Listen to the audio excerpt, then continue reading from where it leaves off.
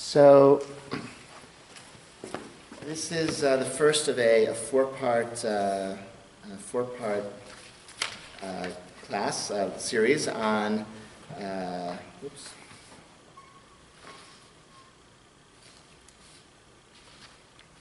I'm missing. Yeah, my sheet.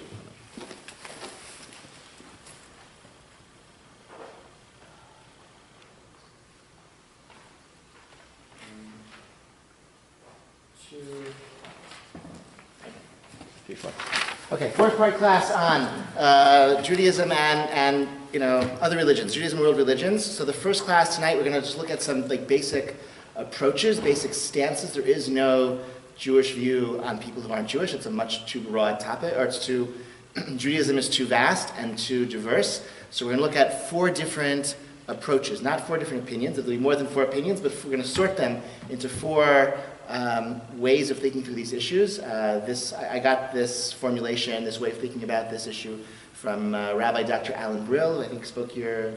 I know he spoke here maybe 1-2 years ago, and has written and published on this for a period of years.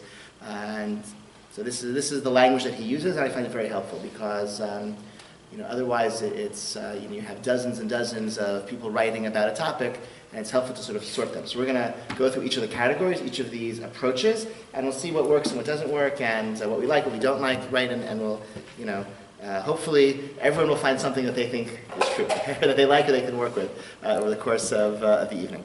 So the first position is called inclusivism. Okay, that's a. If you don't like that name, you could call it something else. But what it means is our religion is best, but weaker forms of religion are possible in other religions.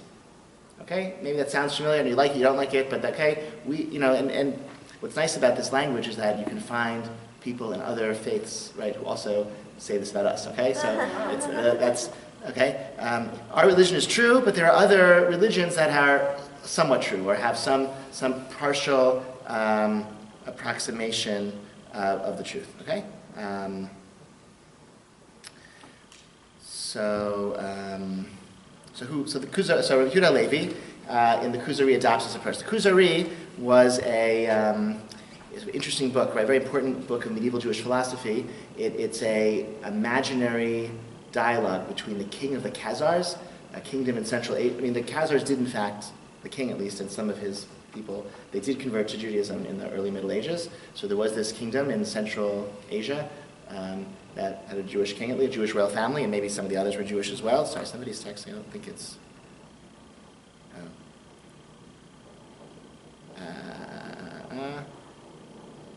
Sorry, this is a.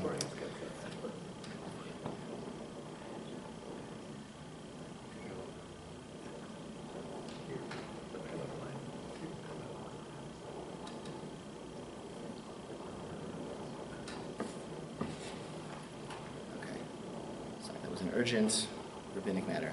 Okay, I apologize. As long as you're not flooding. I'm not flooding. I don't think we're flooding. No, it's not. Yeah, hopefully not. What? It is raining. Yeah, it is raining. That's okay. Flooding was last week in our apartment. That was the.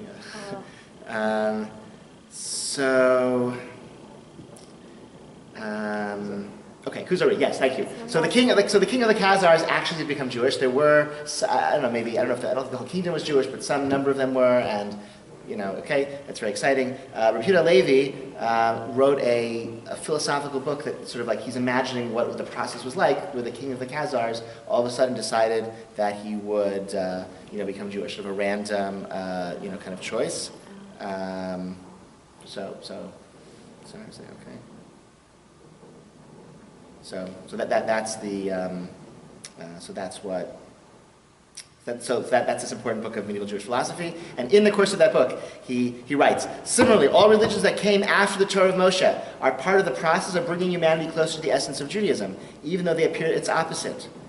The nation, because the king of the Khazars has this dialogue. He asks a Christian to come, he asks a Muslim to come, he asks a philosopher to come, and he debates with them, and he says, no, you're not right. And then the rabbi comes and says, oh, you, I like. And then the rest of the book is him discussing things with the rabbi. So he's asking about different religions, and so the rabbi says, the Chacham, the nations serve to introduce and pave the way for the long-awaited Mashiach. He is the fruit, and they in turn will all become his fruit when they acknowledge him. Then all nations will become one tree, recognizing the common root they had previously scorned.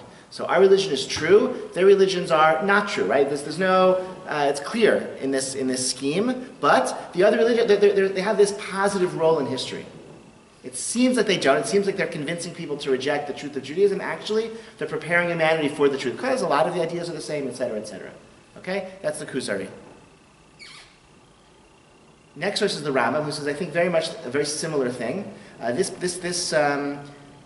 part of the Rambam was censored, was taken out of some printed editions for many centuries, but it's, you can find it now in the Rambam. And he writes in the censored version of the Rambam, he says, even Jesus of Nazareth, who imagined he was the Messiah, but was put to death by the court, Daniel had prophesied about him, as it's written, and the children of the violent among your people shall lift themselves up to establish a vision, but they shall stumble. Okay? That's Rambam's description of Jesus. That's Daniel's description of Jesus according to the Rambam. For has there ever been a greater stumbling block than this? All the prophets affirmed that the Messiah would redeem Israel, would save them, gather their dispersed, and confirm the commandments. But he caused Israel to be destroyed by the sword, the remnant to be dispersed and humiliated. He was instrumental in changing the Torah and causing the world to err and serve another beside God. Okay, so Jesus, for the Rambam, did a lot of damage, right? Christianity has persecuted Jews, and they've distorted our faith in all sorts of harmful ways. Then he says, the human mind has no power to reach the thoughts of the Creator, for his thoughts and ways are unlike ours, as Isaiah 55 says. All these matters of Jesus of Nazareth and of the Ishmaelite who stood up after him. The Ishmaelite who stood up after him, that is... Good, Muhammad, great. They're only intended to pave the way for the anointed king and to mend the entire world to worship God together. Thus, for then I shall turn a clear tongue to the nations and call in the name of the Lord and to worship him with one shoulder. Thus, the Messianic hope, the Torah and the commandments have become familiar topics of conversation among the inhabitants of the far isles and many peoples, uncircumcised of heart and flesh. So, can someone say this in your own language? How is Jesus positive for Rambam? What's he doing? He persecuted us, he destroyed our faith, but what's he saying? He got people talking about... Yeah, so we have a common vocabulary now with they're 2 billion Christians who all we share scripture with them, and we share concepts of one God and reward and punishment and justice and ethical monotheism and right. And so Mashiach will come and we'll say everyone will pick up their Bibles and we'll say Old Testament good, New Testament bad. Okay, great, gotcha. Okay, that's a helpful process according to Rabbi. Okay. It's a helpful process. So even though it's right, so you understand why this is still in that first part, right? In other words, there's our religion is clearly the true one. The others are clearly not true, but they still have a positive role in history because they're expressing something of truth. Got it? Yes? Okay. And you can imagine others saying that about us too. Okay, you can see how that would work. The next verse is also in the Rambam. He says it's permitted to teach the commandments to Christians and to draw them to our law, but it's not permitted to teach anything from it to Muslims because it's known to you about their belief that this Torah of ours is not from God. And if one can convince the Christians of the correct interpretation of Scripture, it's possible that they might return to what is good. So that's interesting. He says because we share, right, the Hebrew Bible is comparable to, very similar to the Christian Old Testament. We share Scripture in common. If we can convince them that we're right, that all the mitzvot are not metaphors or parables, but you actually have to do them. If we can convince the Christians of that, then we can win them over to seeing things our way. The Muslims don't believe that we falsified the Torah, and so there's no basis for a common conversation about religion with them. Yeah. What about the opportunity for the bad circumstance where you actually take Jews and draw them away from the Oh, yeah, it's interesting. Yeah, well, what about the risk of it? Yeah, he's not assuming that we would be convinced by that. Yeah, that's interesting. That doesn't enter his the possibility in this selection, right? It's in other words, obviously we wouldn't be tempted by them, but we can try those conversations with Christians because maybe we'll convince them. Again, there's a common denominator between our two religions. That's a basis for dialogue and for, I guess, trying to convert them. But clearly, there's a hierarchy of truth in this scheme. And Abarbanel writes somewhat differently, okay? He says there's no doubt that this was the most powerful. I'm going to read very fast. Okay, well, maybe I'll just read it outside. Because it's going to name it. Barbanel says that it was important that God sent us into exile among Christians and Muslims so that our own faith would be supported by being in a religious environment. Like, had we been exiled amongst ancient Greco-Roman pagans, we would have lost our faith because their religion was so different from ours, so contrary from our world, we wouldn't be able to maintain ourselves. Like Christians and Muslims, they're supportive of religion, they're supportive of monotheism, they support piety and ethics, and so that helps us. I mean, you can sort of see this, in the great, era of like synagogue growth in the 1950s. It was like a time when it's like America has had a sort of religious revival and the opposite every 30 years, going back to I think like the 1650s. Okay, so the 1950s was a big upswing in religious affiliation in America. Everyone you had to, I think it was President Eisenhower who said, I don't care, I don't care what kind of, if you're, I don't care what kind of Christian you are as long as you go to do something. I don't care if you're Jewish, I don't care if you're a Jew Muslim or Catholic Protestant or Jew, as long as, I wouldn't say Muslim in the 50s. He would have said, I don't care if you're a Catholic Protestant or Jew, as long as you're a good Christian. Okay, that was like the era of I think someone said, right, you had to, that was the era of like, if you were American, you went to church, okay? You had your religious affiliation. That was what it meant to be a good American in the 1950s. That's what separated us from the communists, okay? Because we believed in religion. So in that environment like that, that's when all these, that's when this building was built. That's when you had this boom of synagogue construction in the suburbs and all these neighborhoods where Jews were moving to, et cetera, because people weren't observant, people weren't particularly religious, but it was an environment where you had to, be a member and be a supporter of your local, whatever your religion was. So Barbanel is saying that more globally. And Barbanel, he didn't have, he wasn't Barbanel, you remember, if you know about his biography, he was, in addition to being a Torah scholar, he was a financier in the court of Queen Isabella. And he was a member of her cabinet. Welcome, there are source sheets on the table. He was a member of her inner circle when she decided to expel all the Jews and Muslims from Spain. And he tried to get her to not, he actually gathered a lot of money, he was going to bribe her off to annul the decree, and the bishop, stopped him, whatever, it was a whole dramatic scene. He went to exile, I think to Italy and maybe elsewhere afterwards, and he wrote his Torah commentary in exile. Even so, he still said it's a great kindness that God sent us into exile among Christians and Muslims so that we're able to retain our faith. If we had been sent, as bad as the Christians are, they expelled him and killed thousands of people, better than the Greco-Roman pagans. Okay. To see something more positive, turn the page of Yaakov Emden. Yaakov Emden, very, very idiosyncratic, interesting person in many, many ways. Oh, so you have the rest of this here. Now the mystery is solved. Here you are.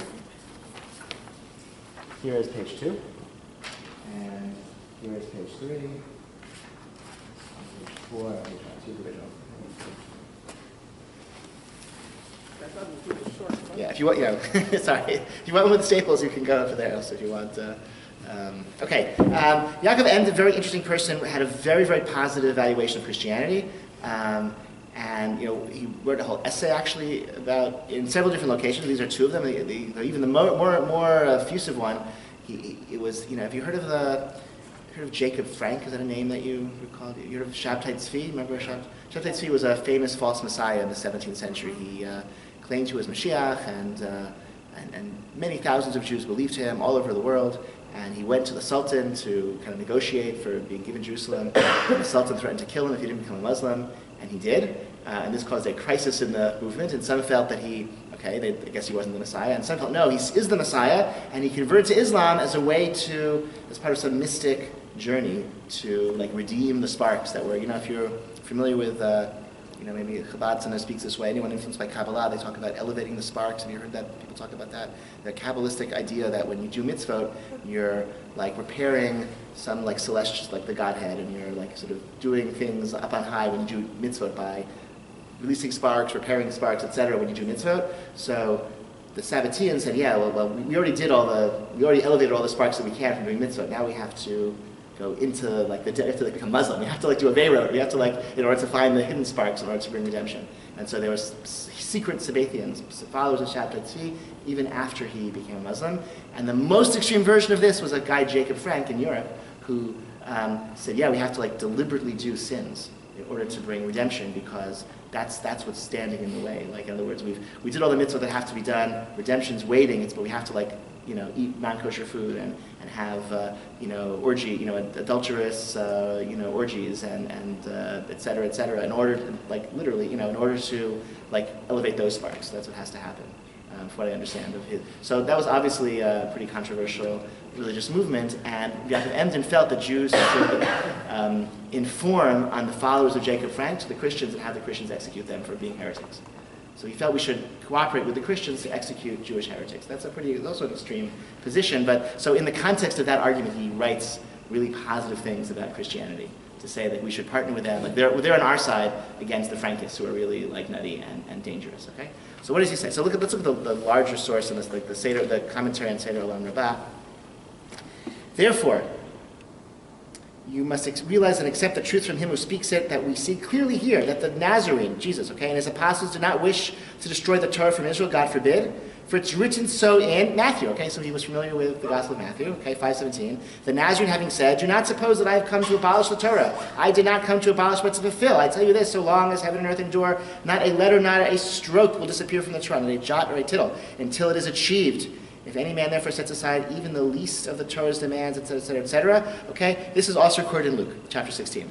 This is from the Sermon on the Mount, I think, very famous. It is therefore exceedingly clear that the Nazarene never dreamed of destroying the Torah. You can't get a more strong endorsement of the Torah than the Sermon on the Mount. The writers of the Gospels never meant to say the Nazarene came to abolish Judaism, but only that he came to establish a religion for the Gentiles from that time onward. So he thinks, what's Christianity? Christianity is a religion invented by Jews for Gentiles. Gentiles don't have to keep the Torah, they have to keep the basic, 7 mitzvot of ethical monotheism, and Christianity teaches them that, and that's what Jesus was explicit. It's a beferish pasuk in the Gospel of Matthew. Jews keep the Torah fully. And he thinks Paul was giving a kind of watered-down version of religion for the Gentiles. Look at the next paragraph, the last paragraph on this page. It's there for habitual sake of mine that the Nazarene brought about a double kindness in the world. On the one hand, he strengthened the Torah of Moses majestically, as mentioned earlier. Like, you can't find what a beautiful pasuk talking about the need to observe the mitzvot, as is found in the Sermon on the Mount. And on the other hand, he did much good for the Gentiles, by doing away with idolatry, removing the images from their midst, He taught them to be good Gentiles. He taught us to be good Jews. Very nice. Christianity is a partner with us. There's still a hierarchy, It's not the fullest expression of divine will in the world. Being Jewish is better in this scheme, but Christianity is a partner with us, and the founders of Christianity were good Jews doing just what the Torah wanted them to do. Is it a step, or is it an endpoint? I think it's an endpoint for Gentiles. I think he would say, this is what God wants from Gentiles, to be good Christians. That's what Jesus wanted, that's what Paul wanted, that's what,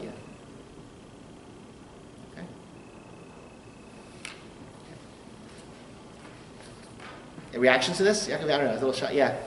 Is he just like totally, is the time that he's writing in, there aren't any Christians that are forcibly trying to convert Jews? Because I don't think that would... He lived in Central Europe. He died 17th, so it was already, a more enlightened, tolerant age. He wasn't in Tsarist Russia. He was in enlightened Central Europe, in Germany. So it was definitely things were better where he lived as from Jewish-Gentile relations, right? So, he felt Jews should cooperate with the local Gentile authorities to have these heretics executed, right? So that's a strong partnership he believed in, and he didn't feel. I guess it's this way. He didn't feel like he was living amongst barbarians, right? He felt he was living amongst decent, moral people. And when he looked at the New Testament, he was like, oh yeah. This is not a bad thing for Gentiles to do, right? Jesus seemed to like the Torah. Paul went out and shared a really great message to the nations of the world. He wasn't telling Jews to abandon the Torah. He was saying Gentiles don't have to keep all the mitzvah, which is true, right? Even today, I should say, in 2019, if you go to academics,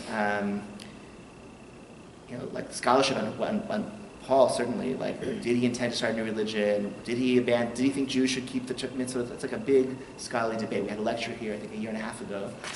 Professor Wolkenfeld spoke about this topic. You can find it on the YouTube channel, I think it was our series on great Jewish renegades, and one on Paul of Tarsus, and so you can listen to, a summary of, current academic thinking about Paul. Yaakov Emdenfeld, he was teaching a religion to Gentiles, for Gentiles, and was not trying to tell Jews not to keep the mitzvah of the Torah. That was the foundation, but in terms of how it was lived out, especially in yeah, it's internet. Well, look, the Abarbanel saw the Spanish Inquisition, and he had to flee with thousands of other Jews from Spain, and he still felt this is better than Greco-Roman pagans, better to live amongst people who believe in God. They may kill us, but at least they believe in one God. Okay, I feel if Abarbanel can say it, what excuse does anyone else have? Okay. Sam Shmuel Hirsch, on the next page, he says, the distinction between Israel and the nations continuously lessens through the influence of the mission of Israel and the quiet exemplar activities amongst the nations. So he's writing in a very good time. Right? He lived in Germany in a time of progress and enlightenment and tolerance. And he says, over time, the difference between Jews and Gentiles gets smaller and smaller. Because, we have, the Torah tells us how to be good people, and over the centuries they learn how to be good people too, because we teach them, and they learn on their own, and so the difference is less and less and less, right? I don't know, if you have Gentile neighbors, do you feel that you're morally superior to them? Probably not. I don't know, maybe in some ways, but maybe in other ways they're morally superior to you. So Samuel Hirsch says that's the point. We're not supposed to forever be better than them. The point is for them to become better too, and that the difference becomes smaller and smaller and smaller. It's still, however, we have the Torah, they don't. There's still a hierarchy, I think, in this scheme. That's why it's all in part one. Any reactions to part one? Do you like it, don't like it? I don't know before we've seen anything else, but does it seem like authentic Jewish attitude towards other religions? Reactions to it? How does it make you feel? Yeah? It's certainly a safer position, because you're going to coexist. It's a lot safer than taking on every other. Right, okay. It's good because it's yes, I know who I am. I feel that my way is best, but I still have things I can respect in what you're doing, and that allows for peaceful coexistence. Very nice. Yes? Yes, I'm confused about why you keep saying that Christians believe in one God. Yeah. When you look at Yeah. Okay, good. So save that for, it's a good question, it's an important question. Save that for next week. Next week we're talking about next week we'll get into the halacha, we'll talk about the halachic status of Christianity next week, and we'll raise that issue, okay? Good, okay. Next method is called Universalism, which is, in this context, means people who believe the truth is one. There's one God, and therefore, look at this poem. It rhymes in English too. He didn't write it in English. He wrote it probably in Arabic or maybe Hebrew. Probably Hebrew. Thou art God. Every creature is thy servant and thy devotee. Thy glory never can diminished be, because to others some men bend their knee, for none intends but to come near to thee. What does this mean? Everyone worships the same God. Why is that? Why does everyone worship the same God? Because how many gods are there? There's just one, okay? So no matter what they say, no matter what it looks like, no matter what it sounds like, who are they worshiping? They're worshiping the same God we are worshiping, because there's no other option of another God for them to worship. Okay? So Mendelssohn said this, since all men must have been destined by the Creator to attain eternal bliss, no particular religion can have an exclusive claim to truth. Why would, it's good, right? If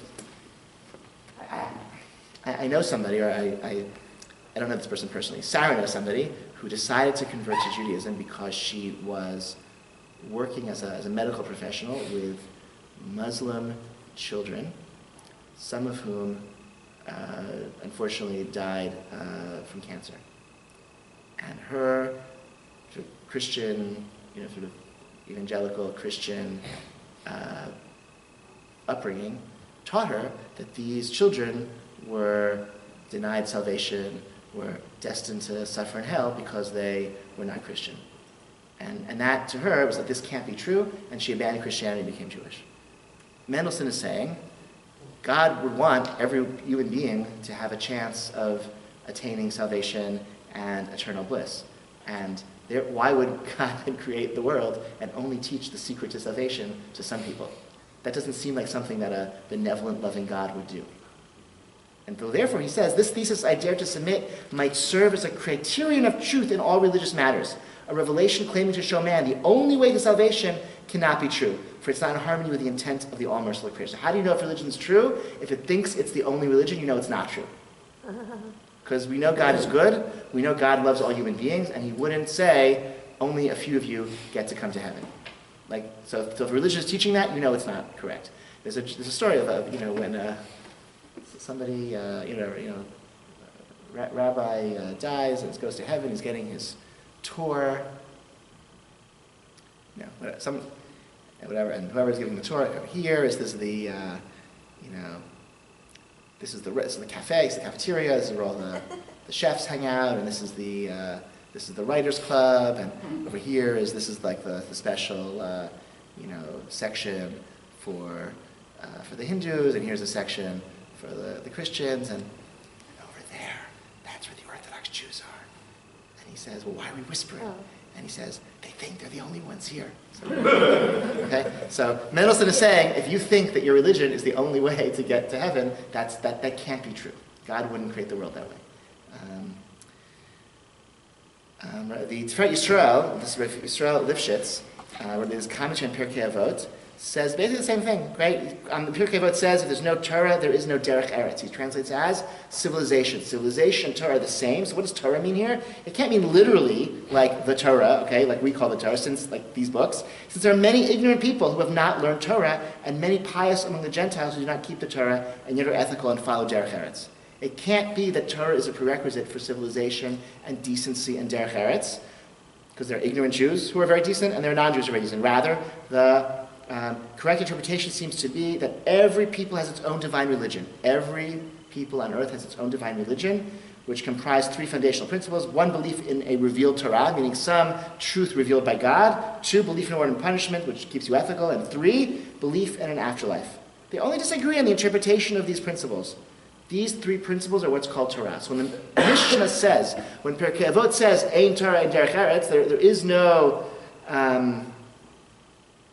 civilization, there's no humanity, there's no decency, no Derech Eretz without Torah. It doesn't mean the Torah, it means religion of some kind.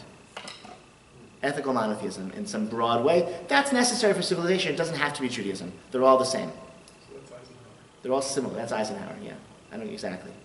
And he says, even without, he says, and this is obvious. Why? Because God is right in all his actions and pious in his deeds. We have come across many good non-Jews who, in addition to believing in the Creator and accepting the divine sanctity of the Bible, have done great kindness not only to Israel, but have benefited the whole of mankind. Jenner invented inoculation against smallpox, and thus saved the lives of tens of thousands of people, right? I mean, vaccination has saved the lives of millions and millions of people all throughout the world for 150 years, and most of invented by a Gentile. Drake brought potatoes to Europe and thus prevented much famine. Okay, Gutenberg invented the printing press. Some who were not at all rewarded in this world, like the saintly Ruchlin, who put his own life in danger by preventing the Talmud from being burned on the orders of the Emperor Maximilian in 1509, and as a result of the, I don't know the story, okay, of the apostate Pfefferkorn who plotted against him, the evil monks, blah, blah, blah. He was persecuted, he had he was harassed, he died a broken man. Why? Because he stood up for us. Here's somebody, what's his name? Okay, Ruchlin, whoever he was, okay, he put his life on the line and suffered on behalf of the Jewish people. You're going to tell me because he didn't know about the Torah that he's no share in the world to come? He's a righteous among the nations. Don't tell me, right? So it has to be. Do you think that it's conceivable that these amazing deeds would not be recognized and rewarded in heaven? God does not betray any of his creatures. God doesn't do that. God doesn't work that way. This is also universal. You understand why this is universal? Because it's saying the differences between Judaism and Christianity and Islam, maybe other religions, just don't matter to God. Right? Because if you're a good person, God's going to reward you no matter what religion you practice. That's different from the Rambam, right? That's different even from Yaakov Emden. Yaakov Emden, right, is saying Christianity was a good thing for Gentiles, but Jews have to keep the Torah. He's not denying Jews have to keep the Torah, but he's saying it doesn't really matter so much to God what the religion is, as long as it's a religion. It keeps you honest and good and decent.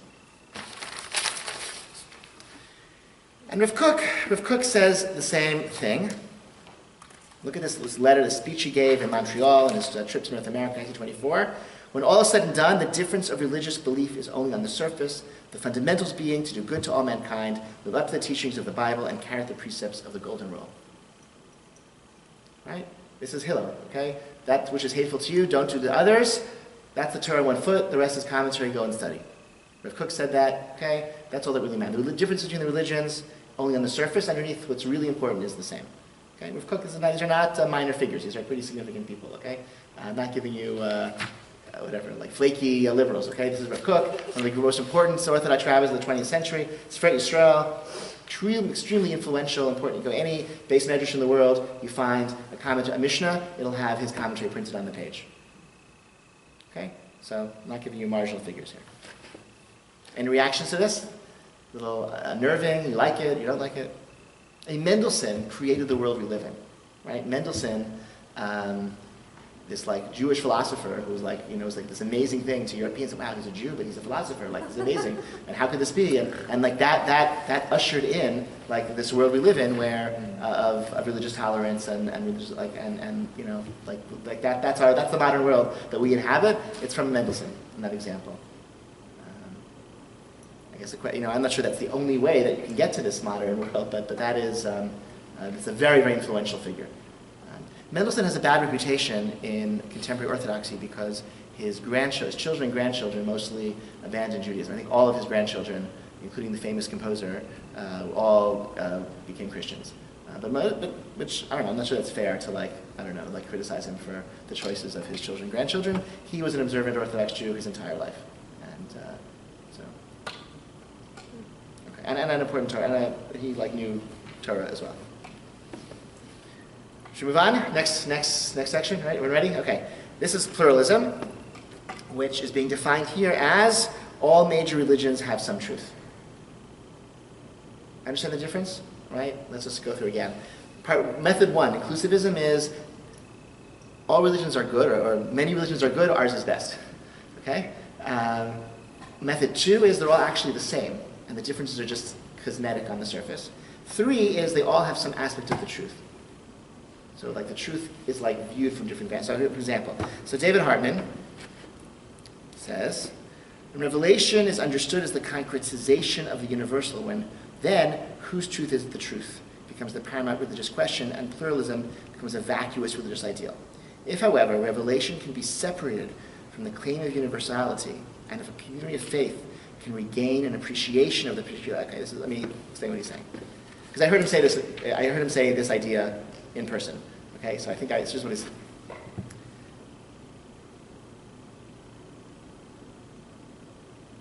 I think actually he credits his daughter with this insight.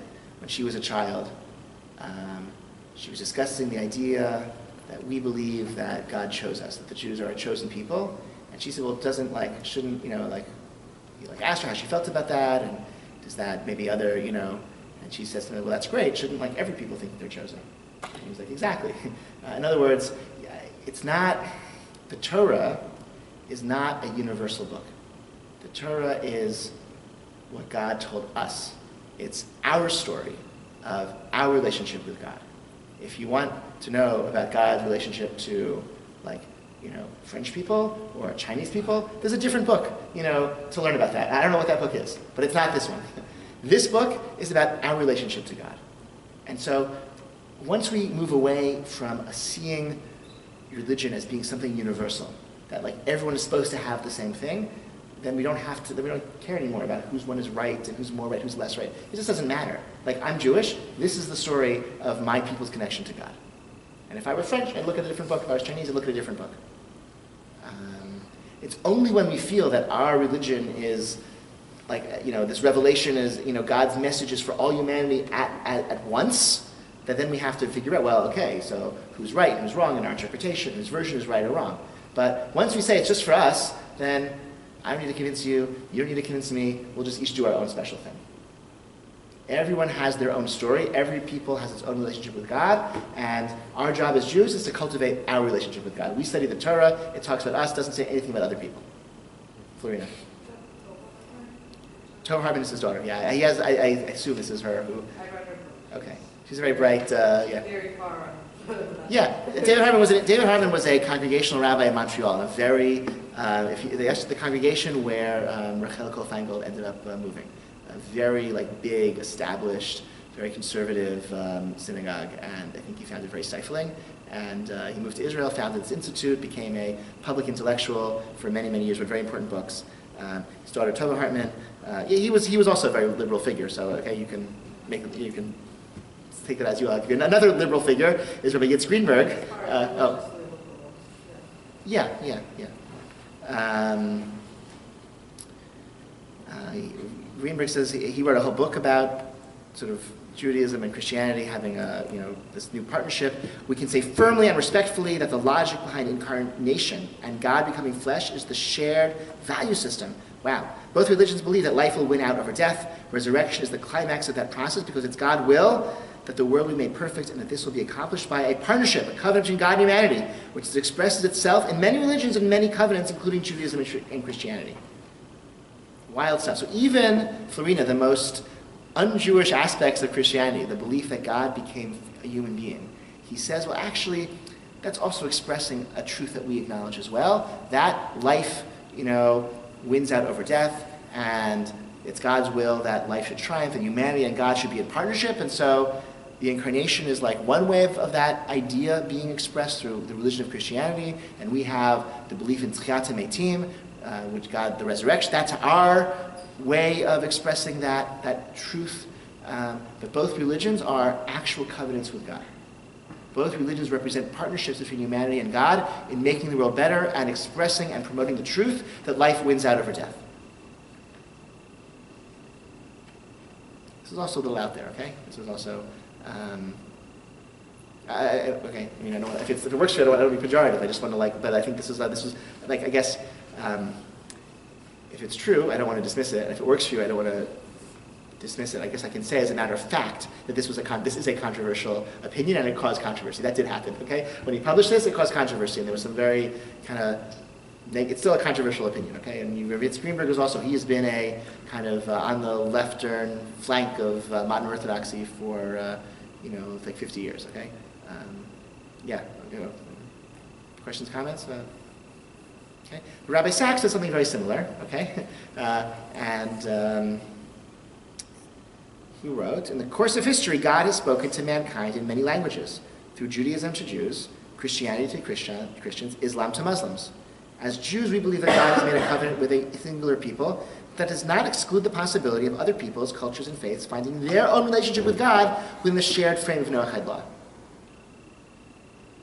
So I think he's actually saying the same thing that said by Rabbi Yitzhak and by David Hartman. I think Rabbi Sachs says the same thing.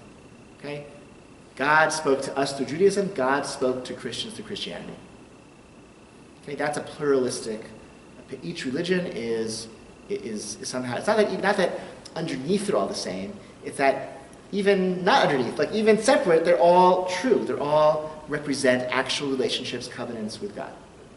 This was a very controversial passage as well. When Rabbi Sachs published the first volume of the book, it caused lots of a big hubbub in the British Orthodox community, and he put out a revised edition where I think he toned down his language a little bit.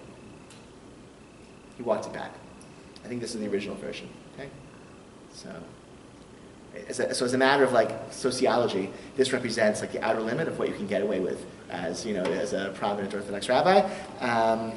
As a theology, I don't know, does it work for you? I would say, I don't know, some yes or no, yeah? Does that imply that every religion that anybody's ever followed is equally good? Or can we say that every religion in giving way to Christianity was in some way some positive? Yeah, right. So like how far do you go, right?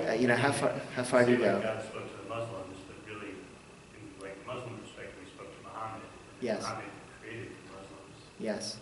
Yes, exactly. They weren't a pre-existing group. Yes, right. There was no nation of, right. It's a religion, not a nation. Yeah, exactly. And what about Zoroastrianism, or what about the Druids? Did God speak to what? Yeah, right. Yeah, did God speak to Joseph Smith? Okay, in Rochester, New York, wherever it was. Right? Yeah, exactly. Right. I don't know. If you ever, I don't know. If you were here, I'd ask him. Maybe any religion that is an expression of the. Like if he's being literal and historic, I feel like these are really good questions. If he's being if it's just like metaphor, right? That through within the shared frame of Noahide law, which means that from our perspective, God wants to be in relationship through all humanity. The Noahide laws, like the ethical monotheism, that's the way God has a relationship with all humanity. And so they tell a story that Muhammad spoke to received the Quran. Okay, so that's, from our perspective, we can say, yes, you live in a relationship with God through your religion. It teaches you to be ethical monotheist. That's what God wants from you, and he has a relationship with you through Islam. But historically, did God speak to Muhammad? I don't know that Rabbi Sachs would say yes. But then do we say, like, Catholic humanity is good, but Buddhists and Hindus are still... So that's in 3 weeks, I think. We'll talk about Eastern religions, okay? And whether we can find a way. He didn't mention them in this book, in this passage. We will talk about them in our class and see. That they become like a very big deal because a lot of there's a very important strategic relationship between the state of Israel and India, which generates a lot of Torah scholarship about Hinduism, as well as a lot of tourism. A lot of Israel. The story of the. This is a true story, I think. I heard it told as a true story from someone, I think, who did it. An Israeli tourist was in India, and someone said, how many Israelis are there? And he said, there are, 8 million, 9 million Israelis. And he said, no. I didn't ask you how many Israelis are there in India. I meant how many live in Israel. He assumed that there were 8 million in India, because that's how many passed through his town, wherever. But, So we will. There is in the last 20 years a Jewish-Hindu dialogue that is kind of exciting and interesting, and people are publishing things about it. And it's really there was not anything beyond that goes back older than that. Okay. Yeah. Sorry. Can you? So it seems like from putting all these sources together, at least the ones that are interacting with other religions, that they choose Christianity. Yeah. Above all. Whereas, I guess my impression has always been that, because Islam doesn't deal with the whole, man becoming God thing, that we're a lot closer to that. Yeah. So in some way, that's sort of interesting. In some way, we're closer with Christians because we share a common scripture, right? We both can have a conversation about what does the meaning of the book of Genesis or the book of that. We have a common scripture that we can debate and talk about with Christians. When it comes to Islam, we have a more similar theology, although they have some interesting philosophical things that we don't have, but there is that connects us to Islam. They also have a legal tradition. If you talk about Shmirat Mitzvot with Muslims, they get it in a way they have halacha, they have poskim, they have halacha websites, they have Sharia compliant banks where you can get a loan that doesn't violate the prohibition of interest. They have what? Halal meat, exactly, yeah. And all sorts of, is this halal, is that not? What about, this product or that product? They have all these modern questions about, tzniut in the workplace, all sorts of things that Jews deal with, Muslims deal with, and they, so you can have a conversation with a Muslim about your life as a religious Jew, and they'll get it in a way that Christians don't. Hindus have a whole system of Tumah V'Tara. And they have korbanot, right? So this is a story Alan Brill told, that he was at a group of, he was the only Jew with a group of Christians and Hindus. They were eating together. Hindus don't eat mushrooms, or some Hindus don't eat mushrooms. They come from the ground and they're tameh and whatever, and that was they were trying to think. What? Yeah, I'm trying to think of the context where this conversation took place. I think Alan Brill, whom I mentioned earlier, was asking a bunch of Hindus questions about their korbanot, their sacrifices.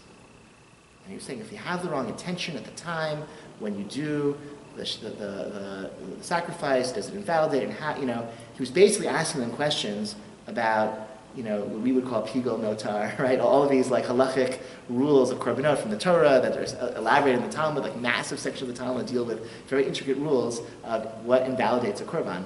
And the Christians who were there thought he was making fun of him, of the Hindus.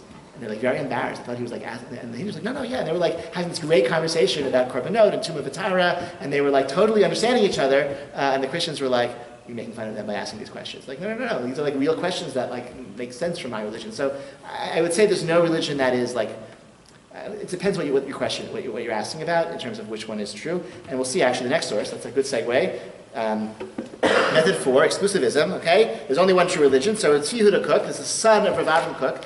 It's an interesting story, like that's like, maybe like one of the stories of modern, 20th century religious Zionism is one story is the transition from Rav Kook the father to Rav Kook the son, and the fact that so much of the legacy of Rav Kook was in the hands of his son, who took it in one certain direction, emphasized certain parts of the teaching over others. Rav Tzvi Yehuda Kook, who didn't die, lived a long life, died in a much longer life than his father, died in 1982. He says the state of Israel was established by divine decree. This negates the fundamental principle of Catholic theology founded on the eternal punishment of Israel. Catholics say, according to Rav Kook, that we know Jesus is true because the Jews were punished for rejecting him. Okay. Wandering in exile provides the truth of Christianity. The state of Israel proves that the Jewish people are the true Israel. Christianity is the number one enemy of the state of Israel. With the Arabs, we have a non-essential neighbors quarrel. But with Christianity, it is cosmological in essence, whether we are the Jewish people or not. That's the fight, okay? What are we fighting out with the Arabs? We're fighting over land. You fight over land, okay, you'll reach a compromise or not, whatever. It's a fight over things. Our clash with Christianity is, are we Israel or not? They think they're the true Israel. They think that we've been replaced. They think that God made a new covenant with them and rejected us. Like, there's nothing more foundational than that. There's nothing positive about Christianity. It's not paving the way from it's false, and we are at war with them, because either we're Israel or they're Israel. Okay? A lot's happened since 1982, I would say. Like in the year 2000, the Catholic Church recognized the state of Israel. So first of all, it took until the year 2000, but the Catholic Church recognized the state of Israel in the year 2000. So the Catholic theology has certainly evolved beyond what Rav Kook thought Catholic theology was in his lifetime.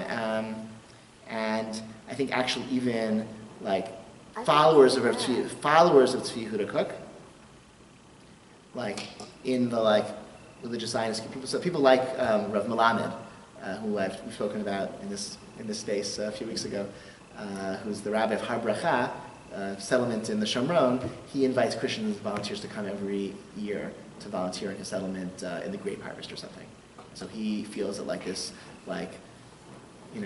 settler evangelical alliance is positive, and he embraces it, even though Tzvi Yehuda Kook would have been. So somehow they're able to work that out.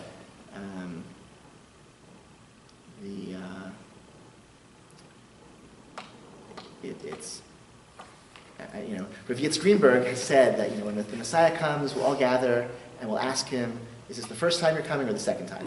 And Rav Yitzhak Greenberg, that's a famous line. So Rav Melamed would say, "Look, we'll wait until then. Until then, when Mashiach comes, we'll figure it out. Until then, let's work together." And Rav Yitzhak Greenberg has said, "And if I'm there, I'll tell him not to answer the question." Okay. Tzvi Yehuda Kook, he wants the question answered. Okay. The Ramchal of Moshe Chaim Luzzatto. In the world to come, there will be no nation other than Israel. The souls of righteous Gentiles will be allowed to exist in the future world, but only as an addition and attachment to Israel. They will therefore be secondary to the Jews, just as the garment is secondary to the one who wears it. Okay, very, very exclusivist, right? Our vision is true, the others aren't true, we're right, they're wrong. They have no role at all in God's scheme, just to be secondary to us. Okay? You see this also with Shneir Zalman. This is in the Tanya. Tanya is a very exclusive. The most negative things about Gentiles are written in any book are written in the Tanya. I think the Tanya is a book that can be rehabilitated in parts, but it's very, very negative things about Gentiles. It's the foundational book of the Chabad worldview. To elucidate this further, it's necessary to clarify the meaning of the verse, the candle of God is the soul of man, Meir Hashem Nishmat Adam. What it means is that the souls of Jews who are called man are by way of illustration like the flame of the candle, whose nature is always to scintillate upwards, right? The flame goes up, so the Jewish soul goes up. Now this is a general principle in the whole realm of holiness. This stands in direct contrast to the so-called Klipah, the evil forces, the Sitra Achra, the evil side, wherefrom are derived the souls of Gentiles. Therefore they are called dead. Okay? Only people who are real people, who have divine souls that elevate towards God, are Jews. Gentiles don't. Their souls are different than ours in a fundamental way. Okay? And this is the foundational text of the Chabad Chassidut. It's probably the most extreme view you could find in traditional Judaism. Tanya is a rich text. It's a complicated text. It's worth studying and grappling with. I think it can be rehabilitated, I think, for people who disagree with this idea. And it's sort of interesting to think that despite that, contemporary Lubavitchers do a lot of really wonderful outreach with Gentiles, maybe more than any other Jewish group actually, which is interesting. And that's I end with the last Lubavitcher Rebbe. The spreading of the wellsprings of the Hasidic teaching should not be limited to Jews alone, but should be extended outward to non-Jews as well. Okay? As Rambam states, the purpose of giving the Torah was to bring peace to the world. Similarly, he writes that every Jew is obliged to try to influence those who are not Jewish to fulfill the 7 laws of Noah, etc., etc. So, right, Midrash also states that one of the achievements of the Mashiach will be to spiritually refine and elevate the nations of the world till they too become aware of God, to the point where godliness will be revealed to every flesh, including non-Jews. So this is sort of interesting. So I sort of want to close on that. Like the Tanya's position is, I think, very clear. I think it's very extreme. I think it's, I find it very, I would be honest, I find it very off-putting, and I think it's contrary to everything I know about the Torah. I don't think, and using Mendelssohn's rationale, I think it can't be true. I think it's interesting to see, though, that nonetheless, 7 generations later, Lubavitcher Rebbe, still being a strong believer, obviously, in the Tanya and the Chabad, tradition, was able to, despite that, lead a real pivot within his movement, starting in 1983, to like really promoting teaching Torah to Gentiles, and the Chabad do outreach in prisons. They go to the White House every year and get the president to sign a declaration affirming the 7 mitzvot. They do drug rehab work with homeless people. They do a lot of, like, really, I don't know if there's any other Jewish group that does as much, like, direct, outreach in this way to people who aren't Jewish. So it's an interesting, you can ask your local Lubavitcher how they reconcile that with the teachings of the Tanya. And this is not the only passage in the Tanya that says this. So it's, but that, I guess maybe that speaks to the way that, religion retains a lot of flexibility and vitality to pivot or when necessary, or when new insights are gained. So these are 4 approaches.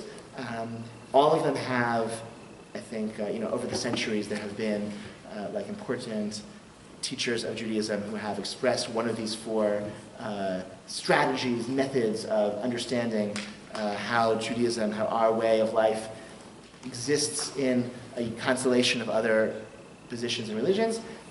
I'm not sure, I don't think these 4 are necessarily the only ways. Maybe there are others. You can think of others, and I'm happy to hear that. But I think this is a helpful way to think through this. Next week we're looking at halachic and I guess maybe philosophical evaluations of Christianity from a Jewish perspective. The week after we'll do Islam, and the week after that we'll do Eastern, Hinduism and Eastern religions more broadly. Okay? Thank you so much, and have a great night. I'll try to stay dry.